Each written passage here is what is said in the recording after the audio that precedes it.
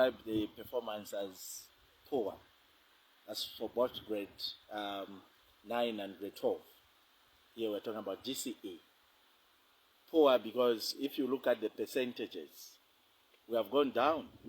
And apart from that, the minister did make mention of the fact that there were some cases of examination malpractice. So this does not even paint a good picture of the education sector. You remember at some point we were boggled with a number of leakages. But when this loophole was sealed, we seem to have yet other forms of examination malpractice. Talk about aiding, impersonation. Talk about people getting into exam rooms with cell phones. This is uncalled for.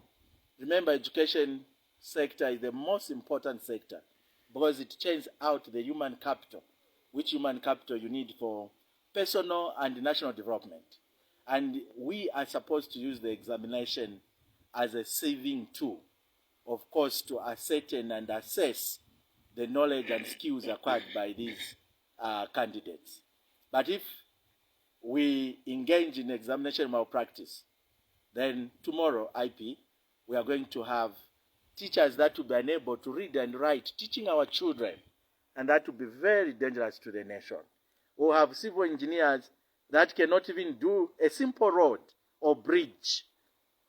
We'll have nurses that will be unable to do simple prescriptions. So this is deleterious and dangerous for a country such as ours. We need to attach integrity to the education sector.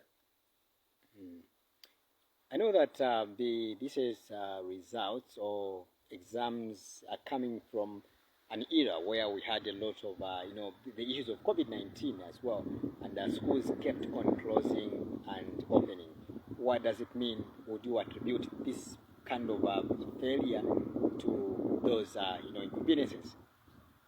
No, I wouldn't attribute the poor performance to COVID-19 pandemic IP. It's sheer indiscipline and lack of hard work, coupled with a wrong curriculum. I'll explain.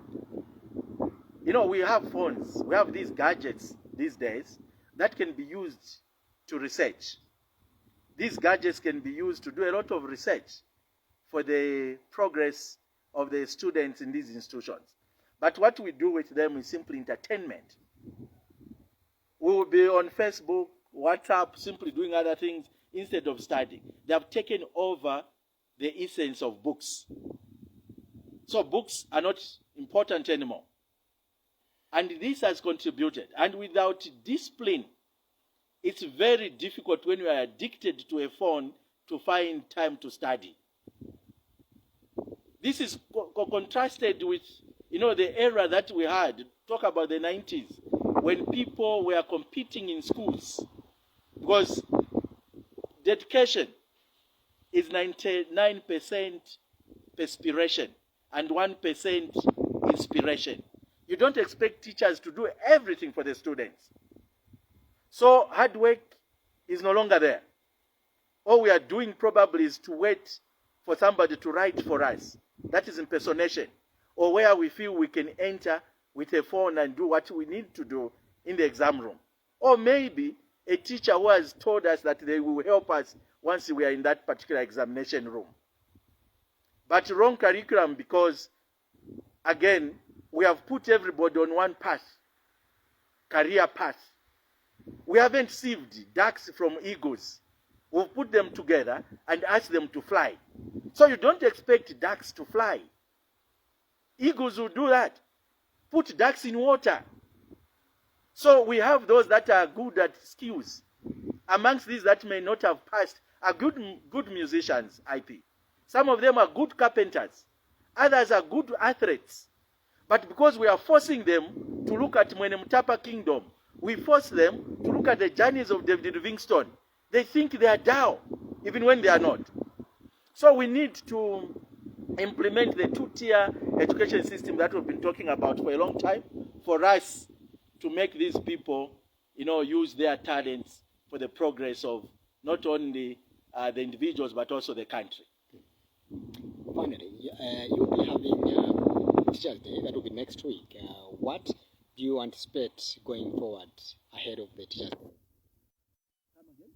What is your anticipation ahead of the Teachers' Day, which will be coming up next week? Okay, yeah, this Teachers' Day is going to be special in a number of ways. For a number of years, for a number of years, we have not had the Teachers' Day. So it will be special for a number of reasons. Yeah, we've not had Teachers' Day celebrations because of COVID-19. But this one, we are going to have march pasts, and I think all the teachers are asked to come to where the march pasts will be in their respective areas. It will be very, very important. We need to hear speeches, of course, from the union leaders and also government officials on how the lot of the teachers can be bettered. Thank you so much, Mr. President. You're welcome.